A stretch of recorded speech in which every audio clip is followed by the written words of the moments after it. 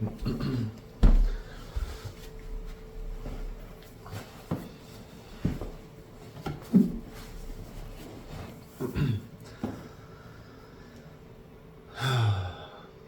there and welcome. Today I wanted to talk about the essence of non-duality in majority of the lineages being about non-concept, about not having concepts, not having labels, not putting imagination over reality, rather simply letting reality, which is ourself, be. And this is one of my favorite topics. It helps me transcend a lot of suffering by realizing this. And I think this is primarily the reason it's been communicated in Advaita Vedanta. It's even been communicated in certain bhakti yoga paths. It's communicated in Taoism, in Zen, in Chan, in Dzogchen, in majority of Buddhism, even some levels of Theravada Buddhism. And the thing about it is basically the map is not the territory. A rose of any other name is just as sweet. This is one thing we require of our own being in order to actually be with reality. If we keep doing a drawing with our minds over it, an interpretation or perspective, then we don't have the same level of access to reality as we otherwise could. So some things I wish to talk about, it's kind of this, there's two sides to this in a way. On one end, we do label things a lot. We make interpretations of things and we kind of solidify them in our perception. This limits how we view things, even within the realm of concepts and labels. We limit what we call things and how we interpret things. But then it limits our experience of those things and creates separation, creates these little boxes, these little categories of everything, and not giving us the opportunity to see how there's a permeating infinity to all things. It's never separate. So when we detach from the process or the habit of creating labels and thinking in terms of concepts and names and words, we get to the source of all reality.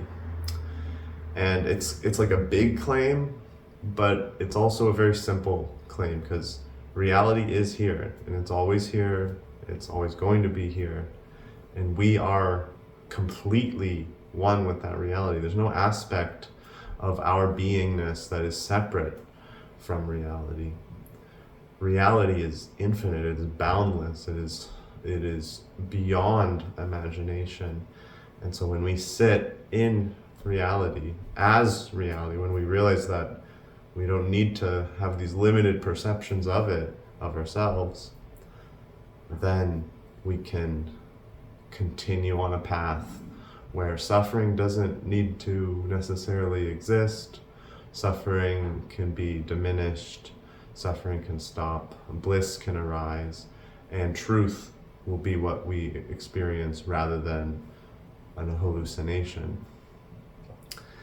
On the other end of the spectrum is kind of maybe like some of the Bhaktas, some of the Shaivites, the Kashmiri Shaivism, Trika Shaivism, Kala Shaivism, even some layers of Shaktism, and even some levels of Tantric Buddhism, which they all have a very similar source, this like tantric, ritualistic form of yoga that all comes from ancient India, is that it's all Shiva, it's all Shakti, it's all God, or it's all the great perfection. Samsara is nirvana, and they're not even actually either of those words. Reality is neither samsara or nirvana. The mundane, all the things we call the mundane, they are actually the great wisdom in Dzogchen, or by certain Dzogchen teachers. So, one, in this view, things like words, things like concepts, interpretations, they are God. They are the great wisdom. They cannot fetter the perfection of our true being, of true reality, of infinity. And they are, just as much as anything else, intimately infinite. Thus, we don't really need to conceptualize concepts. Like, we don't need to put the label concept or the label upon things like words and beliefs and interpretations. This is also a pattern that isn't really required in non-duality. It's only required in so much as people do it almost deterministically, and it helps them reach enlightenment. In that sense, whatever happens is required because it's whatever God ordains or whatever infinity creates. And I feel this way of going about non-duality really helpful because, as many people have noted, both in ancient scripture and more modern philosophers on non-duality, we get in this trap.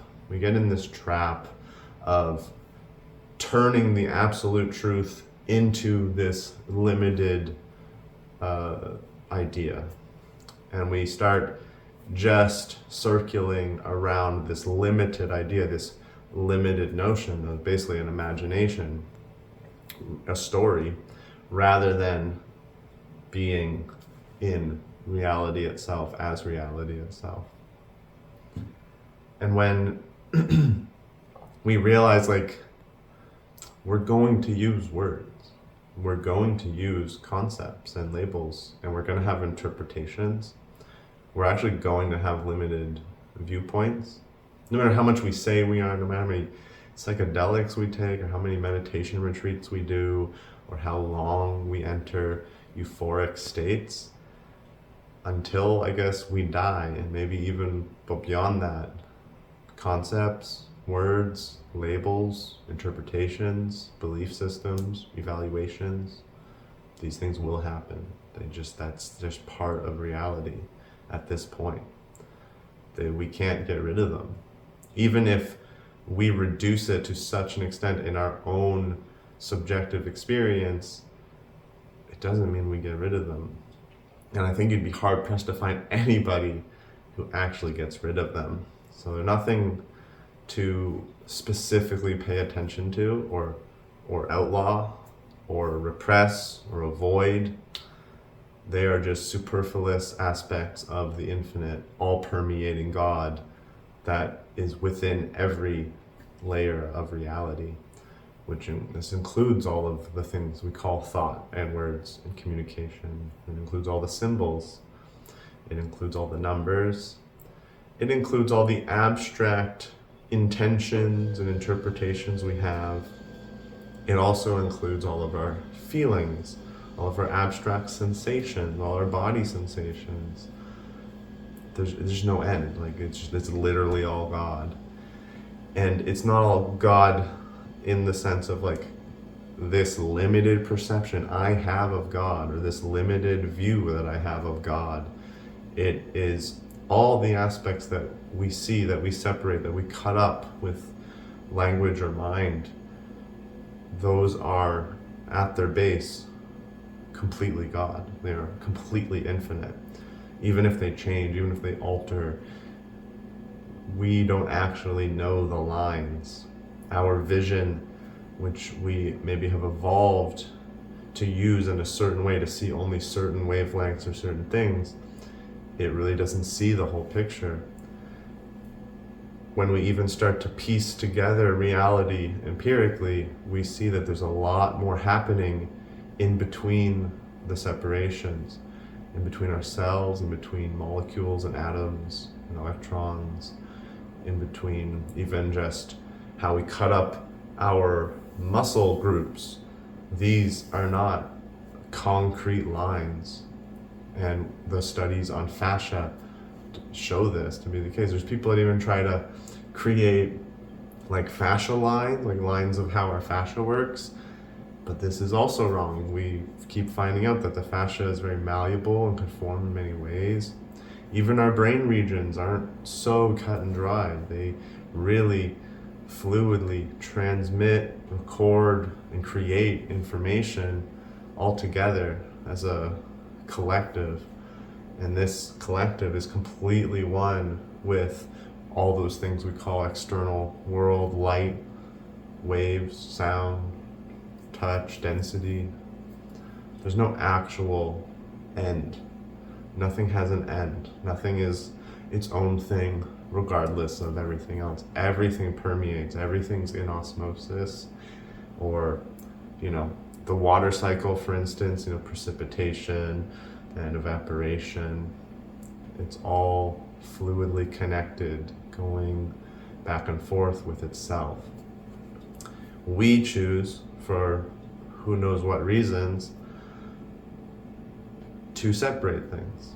We could say it's for communication, for survival maybe. We could say it's because of fear and greed of death and life. Fear of death, greed for pleasure, or security. It could be from a certain almost destiny, simply one of the infinite ways the God of reality experiences itself. It could be karma. Infinite souls were made and they were given free will, and to keep perfection going, we can't, the Godhead doesn't allow for any one style of thing to overtake everything else, because then it would have this weird hierarchy, this weird sense of separation. And so karma is just the automatic balancing of all forces to remain limitless, so that no limited perception tries to overtake everything else. There's a lot of interpretation. We could probably come up with endless interpretations of why we experience separation, of why we have set interpretations and labels of categories and things, but they're here. I don't think we need to get too hung up on it. I think it's good to realize when somebody's really spiraling on an idea or like a single interpretation, a very limited viewpoint. It's good to shake that up, to see that, this is, not really being attuned to the infinite reality of all things, of all now.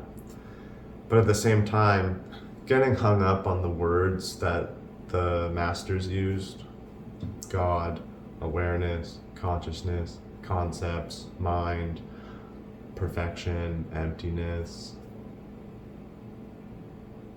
those don't matter.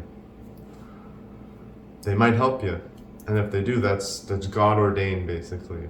But it's not something we need to spiral in either. We don't need to keep looking at our internal world and labeling things. Oh, that's a label, that's a belief, that's an interpretation, that's this, that's that. And that's what we do often. We're so attuned to this habitual labeling, to the habitual putting things in language and creating some limited perception of them, almost like a mental object, that we do that with infinity itself. And then we don't experience infinity as much as we could. However, even that is God ordained. Anasuya Devi would say that's just the Shakti of it all. We can't help but talk about it. We can't help but separate it. And we will live this flow as long as we live this flow. It's almost not even in our control. It's not even in our hands.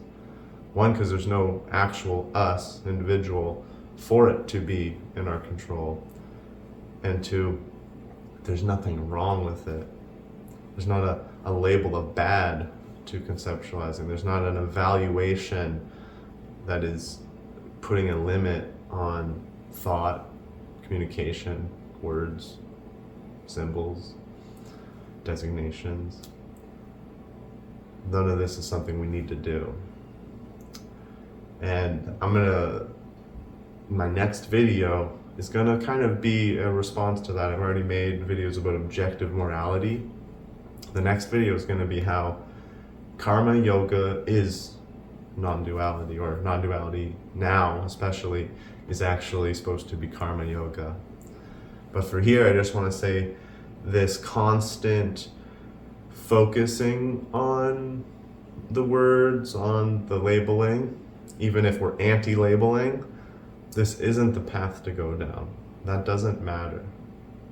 There are things that actually get in the way of us experiencing infinity far more than our labels. Our habits of attachment and reaction to labels is a big part of that, but this attachment reaction goes beyond labels. It is, to things that we don't really need to think of words about, like food and sex and fear of survival and fear of our lives and hoarding resources and being convinced and persuaded by others to live a very consumerist, selfish life. These sort of things, these happen regardless of labels. Labels might be in and around that happening, but the stopping of these forces is really what's going to help us experience the oneness of non-duality, because they are a much deeper source of separation and reactionary patterns that keep us in suffering. So there's a shorter video. Don't worry about concepts. It is non-dual. So we don't really need to keep regurgitating the ideologies about no concept, no mind, no words, etc. Words are just another part of the blissful stream of consciousness. They happen. It's fine. It's beautiful. It's God. And they happen within and in tandem to everything else, which is it's just Shiva, it's just Rama, it's the Guru, it's Paramatman. Thank you so much. Om Sai Ram.